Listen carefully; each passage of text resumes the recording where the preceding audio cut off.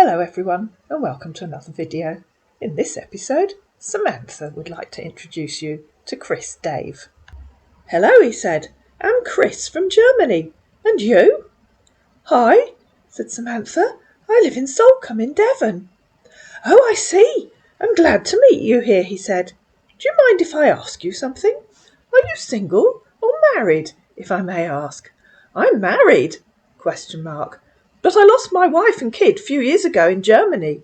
At the moment, I'm a widower. I'm single, said Samantha. OK, I see, said our man. What is your occupation and how old are you? I'm a marine engineer. I work with oil and gas shipping company, Italian, ! I'm 42 years of age now. I'm 52 and I'm a housekeeper, said Samantha. I work in a guest house near the seafront. What do you mean by shipping company Italian? It's that I work with an Italian oil shipping company, he said. A housekeeper isn't good for you, he said. You deserve a better job, definitely. Oh, OK, said Samantha. What do you do for them? I love my job. Why don't you think it's good for me? I work as mechanic in the ship, he said. Your job isn't good enough for you. Trust me. If you say so, said Samantha. What else do you think I should do? Maybe being an office worker looks perfect for you, he said. I don't know anything about office work, said Samantha. I can't imagine anything worse than being stuck in an office all day. But you don't earn much money from your job, he said, obviously having no idea what she was actually talking about, and thinking about a housemaid perhaps in his own country. How do you know how much I earn? Said Samantha. It's very poor. You have to pay bills and other necessary things that demands money. How do you know it's poor? Said Samantha. Are you confusing me with someone else? You don't know anything about me or my job. Let's just forget about that, he said. How many days a week do you work? 5, sometimes 6, she said. How many days a week do you work? Every day except Sundays most times, he said. Did you work today? Yes, I did. OK, he said. Do you have kids?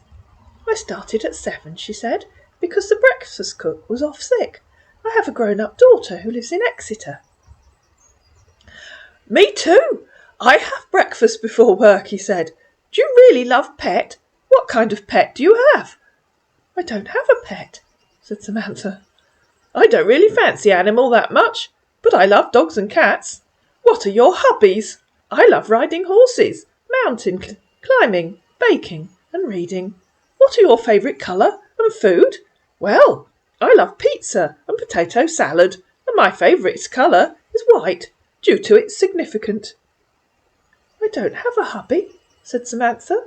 I've never been married, and my partner left me after my daughter was born. I like a full English breakfast. Oh, so sad, he said. I'm very sorry. Followed by, what pissed you off most time?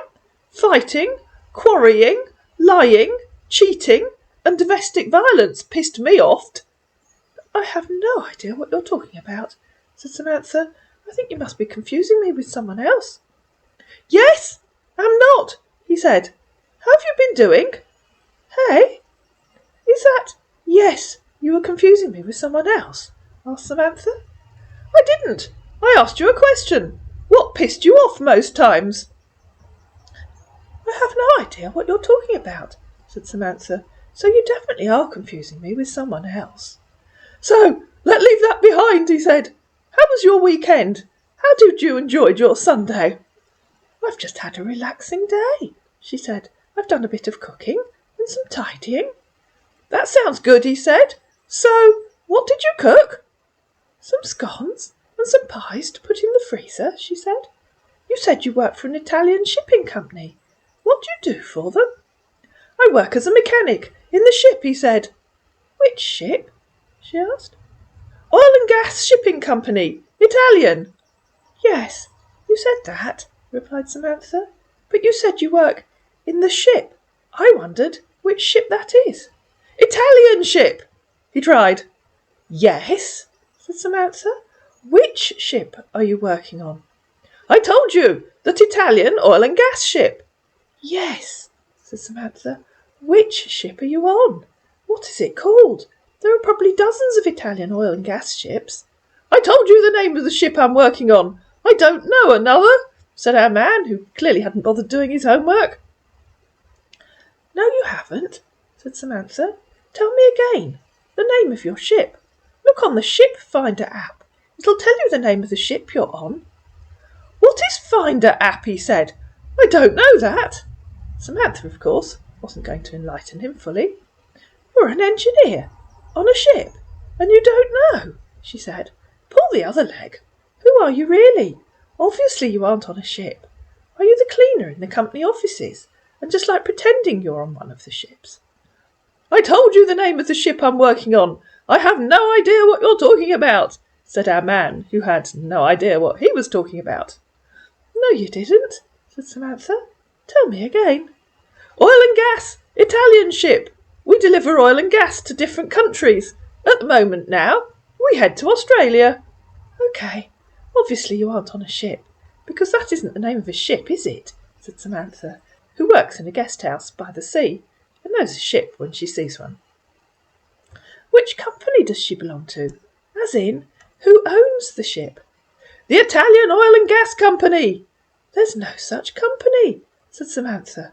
Check it out, he said. Try again, she said.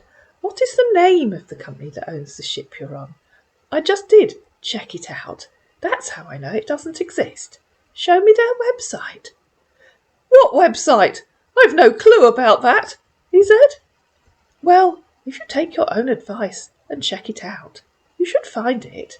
I told what I know, or do you want me to lie to you?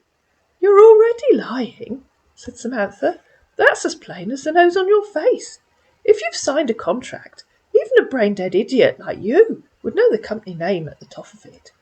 And those of you that like insults are going to enjoy this video, because there's going to be lots of them. Then forget about it, he said. Good plan, said Samantha. Goodbye. What nonsense is this? He said, in reply to her telling him he'd signed a contract. Why is that nonsense? She said. You told me you were working on a contract. You must have signed and agreed it. So you must know the name of the company on the contract document. Yes, I did, he said. Awesome, said Samantha. You signed the contract? Well, you're absolutely mistaken here, he said. You didn't sign the contract. I signed the contract, he said. But what you're saying isn't good. OK, you did sign the contract. Excellent, said Samantha, turning to Celia. Did you read it before you signed it? Sure I did, he said. Awesome, said Samantha. So you read the name of the company at the top of the contract. What I saw on the contract documents is what I'm telling you. You know, continued Samantha, something like Awesome Drilling Company, Inc. or We Drill Oil and Co. OK, well, take your own advice and check out the company and show me the results on Google. Absolutely, that's what I'm saying, he said, but you're not understanding. Show me the results on Google, she said. Then I'll understand, won't I? I didn't Google it, because I know it already, he tried. Check out the company and show me the results on Google. I want to know too, she said. I can't check it out on Google, because I already know what I said, he tried again. Check out the company and show me the results on Google, said an increasingly frustrated Samantha. Even a brain-dead idiot like you can use Google, and you told me to check it out, so you can do that too. OK, I'm going to count from 0 to 10. If you haven't managed to Google it by then, you can go away. 0, 1, she got to 4, then added, I'll help you out. Copy and paste this into Google. Italian Oil and Gas Company. The company name is Italian Oil and Gas Inc. That's what I saw there, he said. 5, continued Samantha. Google results, please. 6. She got to 10 and said goodbye. And finally, our man came up with this screenshot. Eni Spa, an Italian multinational oil and gas company headquartered in Rome. "This what I saw. It not the positive results," he said. Following morning, "Good morning." "And what," replied Samantha, "would you say is the name of the company you managed to find on Google? Assuming you can read, obviously." "Our ship is associated with this oil company. That's an oil company, not a ship. They're different." "And what is the name of that company?" she asked again. "Eni," he said. "Brilliant," said Samantha. "It's the biggest in Italy," he replied. "You're getting really good at using Google," said Samantha. "So now try again. What is the name of the company you're working for?" "It's not a company. It's a ship. I don't work with companies. I work with oil ships. I'm a mechanical engineer in any ship I signed a contract with. At the moment now, I'm currently working for an Italian oil ship." "And the ship isn't owned by a company?" asked Samantha. "You really are the biggest moronic idiot I've ever met.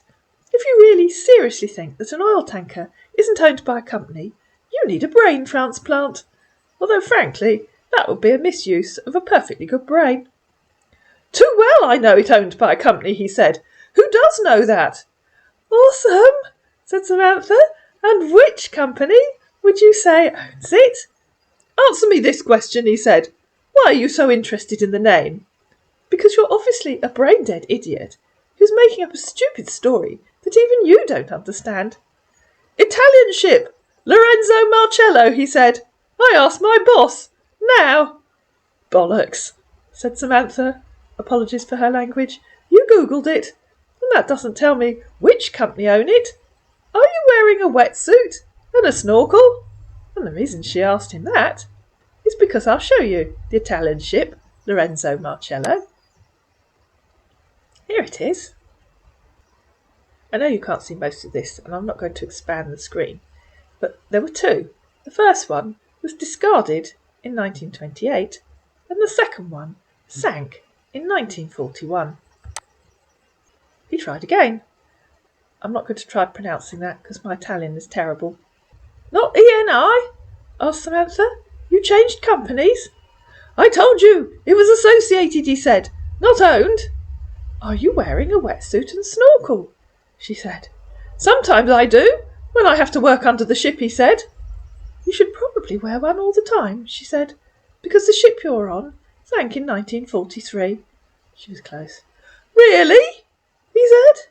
"Yes, really," said Samantha. "What are you doing now?" he cried. "Talking to a brain-dead, idiotic scammer on Facebook," said Samantha. "What are you doing now?" "Really? Is that an insult, or what?" he said. "No," said Samantha. "It's the truth. And that second so-called company in Genoa, that owned a ship that sank in 1960. "How ridiculous are you?" he said. "It sank 1960, and can't a new oil tanker be built?" And at this point, we're going to start to realise that someone else in the scammer team took over, because clearly our man had said, "Help, boss, what do I do?" And the boss, who spoke better English, took over. "The company doesn't exist anymore," said Samantha. "Now go away and try to scam someone else." "The company should be closed since their ship sank in 1960. Really? You're mistaken." "OK," said Samantha. "Show me their website." "You mean the website of the ship I am now?" he said. "Yes," said Samantha. "The website of Sidama, with of Genoa, Italy, master. Google might help you, assuming you can read well enough to understand the results."